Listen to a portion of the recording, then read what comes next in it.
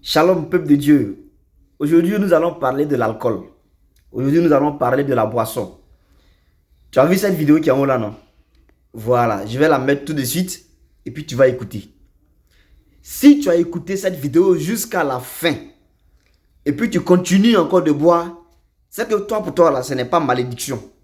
Pour toi, là, ça a dépassé malédiction. C'est maudissement. Ce n'est plus malédiction. Je vais mettre cette vidéo là. Prends le courage d'écouter jusqu'à la fin.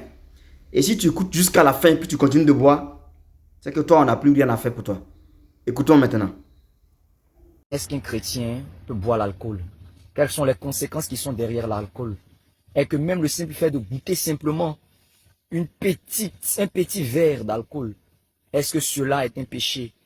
J'aimerais déjà de prime abord dire que le Seigneur a mis beaucoup de choses dans sa parole pour nous éclairer. Et comprenez que déjà dans l'ancienne alliance, Dieu n'avait pas interdit le vin, parce qu'il y a une différence entre l'alliance ancienne et l'alliance nouvelle. Dans l'ancienne alliance, non, Dieu n'avait pas interdit le vin. Dans l'ancienne alliance, il y a un groupe de personnes à qui Dieu avait défendu de prendre du vin, en l'occurrence, les sacrificateurs et d'autres personnes qui s'étaient consacrées à l'Éternel. En dehors de ces personnes, Dieu n'avait pas interdit de prendre du vin. Mais dans la nouvelle alliance, il y a des choses que Dieu a mis dans le but de pouvoir, établir sa doctrine afin qu'il n'y ait pas du désordre. J'aimerais déjà vous dire que dans le livre de Lévitique chapitre 10, qui sera sans doute notre texte de base, Dieu avait caché là-bas sa pensée en ce qui concerne l'alcool, en ce qui concerne le vin. J'aimerais vous dire que il est écrit dans le livre de Lévitique chapitre 10. J'aimerais d'abord même réciter le verset. Lévitique chapitre 10 à partir du verset 8. Je vais paraphraser, vu que je n'ai pas l'occasion ici de lire l'écriture. La Bible nous dit ceci que l'Éternel va dire ceci à Aaron. L'Éternel va dire à Moïse de dire ceci à Aaron ainsi qu'à ses fils qui étaient sacrificateurs, que tu ne boiras ni vin, ni boisson enivrante, afin que, c'est-à-dire il ne doit pas boire du vin, il ne doit pas boire des boissons enivrantes, lorsqu'il entrera dans la tente d'assignation. J'aime ça. Afin qu'il sache discerner, ou encore il réussisse à discerner ce qui est pur de ce qui est impur. C'est-à-dire, lorsqu'il entrera pour faire le sacrifice dans la tente, il ne faudrait pas que le sacrificateur puisse prendre du vin. Parce que s'il prend du vin, il ne réussira pas à discerner ce qui est pur de ce qui est impur. Ce qui est bon, c'est-à-dire le bon sacrifice du mauvais sacrifice par la consommation du vin. Donc nous comprenons par cette écriture que la consommation du vin empêche de discerner ce qui est pur de ce qui est impur. J'aime ça. J'aimerais vous dire que cette écriture n'a pas été mise comme ça. J'aimerais dire déjà de prime même abord que Dieu, lorsqu'il a bu du vin, il a eu beaucoup de regrets. Et c'est la raison pour laquelle il a mis cette loi dans le but de nous donner des conseils. Parce que nous croyons que Dieu lui-même, cette écriture parlait de lui. Lorsqu'il était en train de parler de cette écriture, c'est à lui qu'il s'adressait. Parce que le véritable Aaron, nous l'avons dit que c'est le Seigneur Jésus-Christ. Aaron n'est rien d'autre qu'une personne que Dieu a utilisée dans le but de pouvoir parler de lui. Donc lorsque Dieu dit tu ne boiras ni vin ni boisson enivrante au sacrificateur, nous savons que Jésus-Christ était sacrificateur selon l'ordre de Melchisédek. Donc c'est lui le véritable sacrificateur Aaron, qui lorsqu'il doit entrer dans la tente d'assignation, il avait été défendu de boire du vin dans le but de savoir séparer ce qui est pur de ce qui est impur. Nous aimons les Écritures et nous aimons la parole. Bien aimé, déjà pour que vous compreniez cette écriture, pour que vous compreniez cette parole, comprenez que l'attente dans la pensée cachée de Dieu, c'était tout un corps. 1 Corinthiens 5, verset 1, ou 2 Corinthiens 5, verset 1, j'ai un peu oublié. Selon les Écritures, l'attente, c'est un corps. Donc dans la pensée cachée de Dieu, l'Éternel voulait dire ceci, que lorsque l'Éternel entrera dans un corps, il ne devait pas boire des boissons enivrantes. Il ne devait pas prendre de l'alcool dans le but de savoir discerner ce qui est pur de ce qui est impur. C'est-à-dire, c'était des choses qui étaient arrivées dans l'ancienne alliance. C'était une réalité physique. Mais là-bas, Dieu avait d'abord caché sa pensée. Comme nous le disons. Alléluia. Alléluia.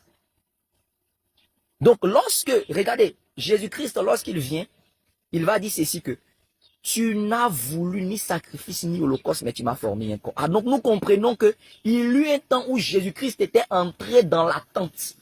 Et lorsqu'il était entré dans la tente, en ce moment-là, regardez ce qui maintenant va se passer. Il avait été demandé, selon le livre de Lévitique chapitre 10 à partir du verset 8, de ne pas prendre du vin de peur de ne pas discerner ce qui est pur de ce qui est impur, c'est-à-dire les animaux purs des animaux impurs. Or, nous croyons selon l'écriture, selon le songe la vision que Pierre avait eue en ce qui concerne Corneille. Les Écritures avaient parlé des animaux purs qu'il avait, des animaux impurs qu'il avait vus sur la nappe. Et l'Éternel avait fait comprendre que les animaux impurs qu'il avait vus sur la nappe, ce n'était rien d'autre que les païens à qui il devait aller prêcher l'évangile. Donc, les purs, ce sont qui? Les purs, ce sont les Juifs, Israël. Les animaux impurs, ce sont les païens. Donc, le sacrificateur ne devait pas boire du vin, de peur que lorsqu'il entrera dans la tente d'assignation, il ne sache pas faire la distinction. Nous disons qu'il y eut un temps où l'Éternel a refusé de prendre du vin. C'est la raison pour laquelle il arrivait à faire la distinction entre Israël et les nations. Il avait mis la distinction entre le peuple d'Israël et les nations. Le vin ici dont je suis en train de parler, Cantique des Cantiques nous l'explique. La Sulamite va dire que ton amour vaut mieux que le vin. Là, je suis déjà en train de parler dans la pensée cachée. Vous comprendrez les choses que je suis en train de dire lorsque j'entrerai maintenant dans la doctrine en ce qui concerne le vin. Donc, Dieu n'avait pas encore manifesté son amour. Raison pour laquelle il arrivait à faire la distinction entre le peuple d'Israël et le peuple des nations. Donc, il n'avait qu'un seul peuple. Parce qu'en ce moment, il n'avait pas encore pris du vin.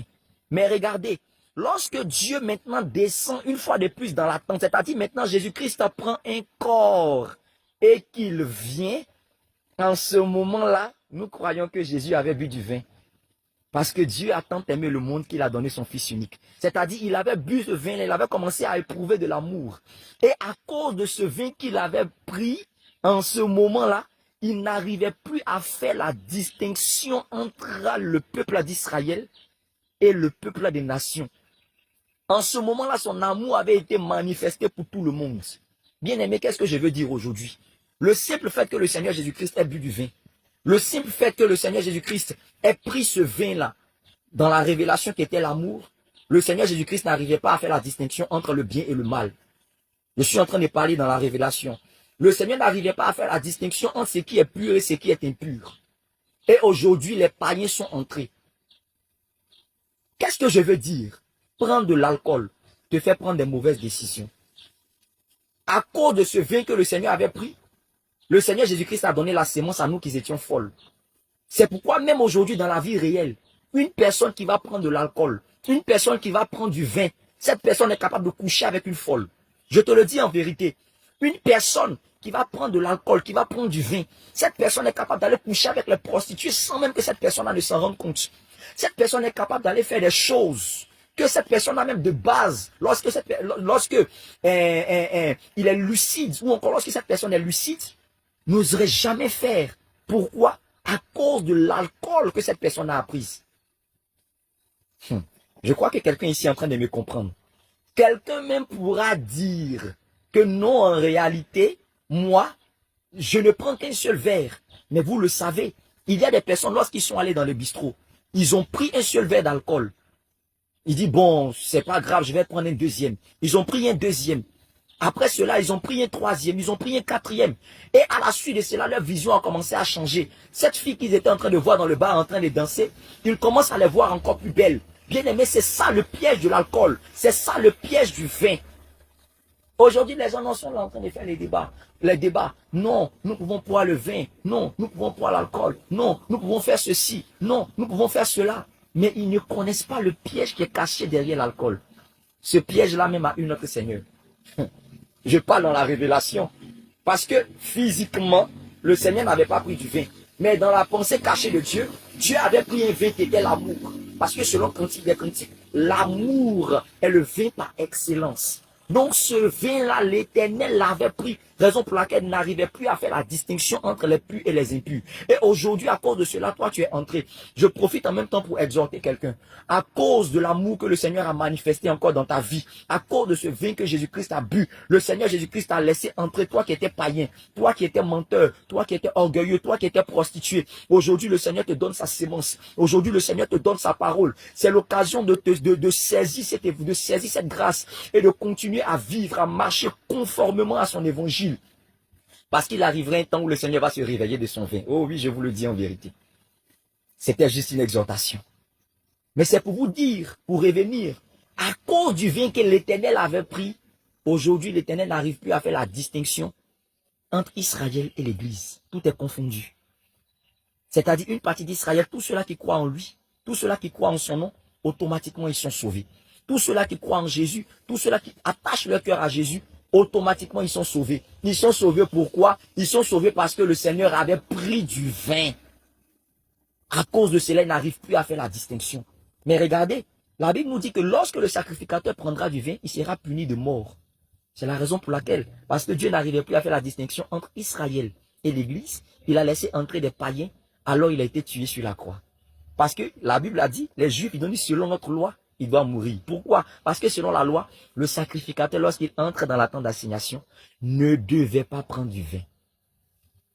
Alléluia. Alléluia. Quelqu'un dira, regardez, les Écritures disent quoi? Lorsqu'il est entré, regardez, lorsqu'il est entré dans la tente, c'est-à-dire lorsqu'il a pris le corps, les gens ont dit celui-là c'est un mangeur, c'est un buveur. Ah, j'aime ça. C'est un mangeur, c'est un buveur, c'est un ami des gens de mauvaise vie. Donc nous comprenons que dans la pensée cachée de Dieu, un mangeur et un buveur, c'est un ami des gens de mauvaise vie. Pourquoi? Parce qu'il avait mangé d'une nourriture et il avait également bu d'un vin. Et ce vin qu'il avait bu, c'était l'amour. Raison pour laquelle il était devenu ami des gens de mauvaise vie. Les gens de mauvaise vie, c'était nous qui étions des impudiques, qui étions des menteurs, des voleurs, qui étions des calomniateurs, qui étions des masturbateurs. Le Seigneur Jésus-Christ s'est souvenu de nous et le Seigneur Jésus-Christ nous a sauvés. Pourquoi? Parce qu'il avait bu de ce vin. Les Écritures nous disent, pour revenir à ceux-là qui disent que non, la Bible nous dit que Jean-Baptiste n'a pas mangé, n'a pas bu, et Jésus-Christ est venu mangeant, buvant. J'aimerais déjà rappeler l'Écriture. Il est dit, n'avez-vous pas lu? Je vais vous donner une parabole. Le royaume des cieux est semblable à des enfants qui disent à d'autres enfants, c'est-à-dire c'est une parabole que le Seigneur était en train de donner, qui disent à d'autres enfants que nous avons chanté, nous avons plutôt joué des complaintes et vous n'avez pas pleuré, nous avons chanté des complaintes, vous n'avez pas pleuré, nous avons joué de la flûte et vous n'avez pas dansé. Jean-Baptiste est venu, c'est-à-dire c'est une parabole que Dieu est en train de donner, ce n'était pas une réalité physique. Lorsque Jean-Baptiste était venu, Jean-Baptiste est l'image de tous les prophètes de l'Ancienne Alliance. Lorsque Jean-Baptiste est venu, c'est-à-dire lorsque les prophètes de l'Ancienne Alliance sont venus, ils n'ont pas mangé, ils n'ont pas bu. Ça veut dire quoi? Ces personnes-là n'ont pas pris le vin lorsqu'ils entraient dans la tente d'assignation. Le manger signifie quoi? Regardez, un jour, lorsque Jésus-Christ est venu, j'aime ça, lorsque Jésus-Christ est venu devant la femme samaritaine, après avoir fini de prêcher, il avait dit qu'au début, il avait faim, c'est la raison pour laquelle il avait demandé à ses disciples d'aller chercher de la nourriture. Mais lorsque ses disciples sont venus, ils ont dit, maître, ils l'ont retrouvé là qui était en forme, il était en forme, il était en pleine forme. Ils ont dit, maître, mais nous avons amené la nourriture. Est-ce que tu peux manger? Pourtant, ils ont vu très bien qu'il était en forme. Il a dit, j'ai déjà mangé d'une nourriture que vous ne connaissez pas. J'aime ça. Parce que ma nourriture, c'est de faire la volonté de celui-là qui m'a envoyé. En réalité, sa nourriture avait été de prêcher à la femme samaritaine. Et elle avait cru. Elle avait cru en cet évangile. Et elle avait été sauvée. Donc, prêcher, annoncer l'évangile. Lorsqu'on dit manger, c'est sauver. Lorsque Jean-Baptiste est venu, il n'a pas sauvé. Il n'a pas pris du vin. Parce que le salut, il n'a pas sauvé, il n'a pas pris du vin. C'est-à-dire tous les prophètes de l'Ancienne Alliance, lorsqu'ils sont venus, ils n'ont non seulement pas sauvé, ils n'ont également pas accepté de prendre du vin. Parce que la seule manière de sauver dans la pensée cachée de Dieu, c'était de prendre du vin. Jean-Baptiste n'a pas réussi à sauver. Les prophètes de l'ancienne alliance n'ont pas réussi à sauver. Moïse n'a pas réussi à sauver. Élie n'a pas réussi à sauver. Toutes ces personnes qui sont venues avant Jésus n'ont pas réussi à sauver. Et ils n'ont également pas pris du vin. C'est-à-dire, ils n'avaient pas manifesté, ils n'avaient pas la capacité de manifester l'amour comme Jésus-Christ a manifesté. Mais lorsque Jésus est venu, il a mangé, c'est-à-dire il a sauvé. Et il a également pris du vin. Voilà tout simplement la pensée cachée de Dieu dans cette écriture. Voici tout simplement la pensée cachée de Dieu dans cette écriture. Le Seigneur Jésus-Christ n'a jamais pris du vin. Je vous le dis. Le Seigneur Jésus-Christ n'a jamais bu. Pour ceux-là qui viennent dire, oh non, autre chose, comment on appelle ça? Avec ses disciples, Jésus-Christ a bu du vin. J'ai déjà vu. J'ai déjà vu. Alléluia. J'ai déjà vu du vin. C'est-à-dire, ils ont écrit sur une bouteille de vin 0% d'alcool. 0% d'alcool. Les gens qui lisent les choses ne comprennent rien des Écritures. Quand on parle de vin, on ne parle pas forcément du vin alcoolisé. Il y a du vin alcoolisé, il y a du vin non alcoolisé. Dans les supermarchés, il est sur des bouteilles, allez-y voir. Il y a des bouteilles, il est écrit vin 0% d'alcool. Tout vin n'est pas forcément de l'alcool. Il y a du vin alcoolisé, il y a du vin non alcoolisé. C'est lorsque le vin est fermenté, c'est en ce moment-là qu'on dit alors que ce vin il est alcoolisé. Il y a des techniques pour pouvoir retirer même le mou, pour pouvoir retirer le vin l'alcool du vin. Donc vous êtes dans l'erreur parce que vous ne comprenez ni les Écritures, ni la puissance de Dieu. Aux noces de Cana, c'est vrai, ils ont dit qu'on donne le bon vin après s'être enivré. Mais il n'a jamais été prouvé que le vin que Jésus-Christ avait donné, il y avait de l'alcool. Parce que le goût avait le goût, évidemment, de quelque chose. Comment on appelle ça? Le goût du bon vin. Parce que Dieu aussi avait caché sa pensée. Le mauvais vin, c'était la loi de Moïse. Le bon vin, c'est aujourd'hui la grâce. Ne dites pas des choses que vous ne connaissez pas. Ne dites pas des choses que vous ne comprenez pas. Ne dites pas des choses que vous ne savez pas. Mais restez calme. Et comprenez les Écritures. Je vous rappelle même cette écriture qui dit, oh, ce n'est pas au roi de boire du vin. De peur qu'en le faisant, il oublie la loi. Vous oubliez que vous êtes des rois. Vous oubliez que vous êtes des rois. En nous prenant le vin, vous allez oublier la loi de Dieu. Mais même là-bas, il y avait la pensée cachée de Dieu. Même là-bas, il y avait la révélation. Qu'est-ce que les Écritures nous disent? Les Écritures nous disent ceci, que ce n'est point au roi de boire du vin, de peur qu'en buvant, c'est là il oublie la loi. Mais le vin, l'alcool, le liqueur fort, donnez-les aux pauvres. J'aimerais déjà vous dire que les rois en question dans la pensée cachée de Dieu prophétiquement, c'était Israël. C'était eux qui étaient les rois. C'était eux qui avaient la loi de Moïse. Et il leur avait demandé de ne point boire du vin. Parce que le vin, en réalité, c'est le Saint-Esprit. Rappelez-vous à la Champote, on dit quoi? Ils sont pleins de vin doux. Ils ont refusé le Saint-Esprit. C'est la raison pour laquelle ces personnes aujourd'hui sont dans l'endurcissement. C'est pourquoi Israël est dans l'endurcissement. Mais c'est nous qui étions les pauvres. C'est nous qui étions en train de mourir. On dit de donner cela, le vin, aux pauvres, à celui qui meurt, à celui qui a de l'amertume dans l'âme. Donc dans la pensée cachée de Dieu, c'était de ce vin-là que Dieu est en train de parler. Même lorsque vous lirez cette écriture, il est écrit là-bas, proverbe. Quand on dit proverbe, là, ça veut dire quoi? N'est-ce pas que ça veut dire des paraboles? Les gens n'ont rien compris de la parole de Dieu. Le vin a plusieurs significations. Le vin peut parler de la parole, c'est des choses sur lesquelles on a donné des enseignements. Le vin peut parler de la parole. Le vin peut parler du Saint-Esprit. Le vin peut parler de l'amour. Le vin peut parler de beaucoup de choses. Mais j'aimerais te dire, toi encore qui es dans l'alcool, le Seigneur t'exhorte à sortir de là parce que l'alcool a ses conséquences. Aujourd'hui, lorsque plusieurs personnes boivent de l'alcool, regardez comment ils sont. Regardez leur état. Quelqu'un qui dit non, la Bible... J'aimerais poser une question à quelqu'un. Toi qui dis que la Bible dit que de ne boire, de ne pas abuser. Donne-moi le nombre de jours où tu as bu sans abuser. Qu'est-ce qui t'excitait à aller boire de l'alcool? Dis-moi, qu'est-ce qui te pousse, toi, enfant de Dieu, ou personne qui défend cette doctrine, à aller boire de l'alcool? N'est-ce pas dans le but de satisfaire la chair? Toutes ces personnes qui disent la Bible dit de ne boire, de ne pas abuser, et de ne pas abuser, eux tous, ils en font un abus. Ne voyez-vous pas que c'est un piège que l'Éternel a mis dans le but d'égarer ceux-là qui ont envie de s'égarer, dans le but d'égarer ceux-là qui aiment vivre selon la chair? C'est un piège que l'Éternel a déposé parce qu'il sait très bien que toute personne qui goûte à l'alcool, cette personne aura envie d'en boire et d'en boire et d'en boire et d'en boire et d'en boire. Le Seigneur Jésus va dire, cette loi que Moïse vous a donnée, c'est à cause de la dureté de vos cœurs.